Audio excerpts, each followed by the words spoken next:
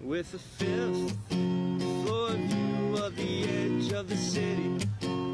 Super intelligent, brave, courageous. He just presented himself as a really reliable stone in times of chaos. He was a very loving son, had a great personality.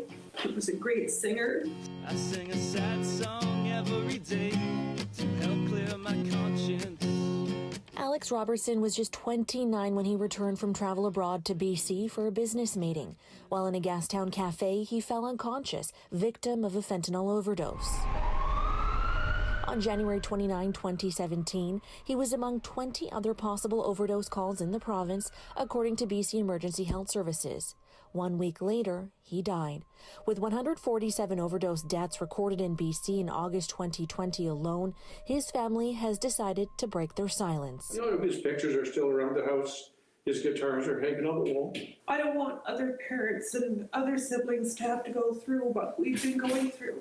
His family hopes Alex's death can trigger a conversation for change. Our government needs to step up and maybe talk about decriminalizing drug use. He was in Vancouver to pitch an app he had created to help the forestry industry. His former boss and friend says oftentimes the victim of an overdose is forgotten. But with Alex, there's been a lasting impact. He was so ahead of his time. He worked as hard as anyone, but he was always just flowing like water. According to BCEHS, over the last 3 months, paramedics in BC have responded to close to 7,500 overdose calls across the province.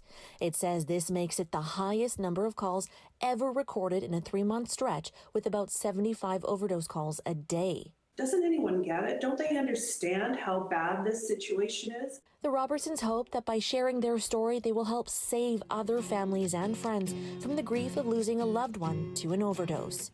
Zara Premji, CBC News, Vancouver.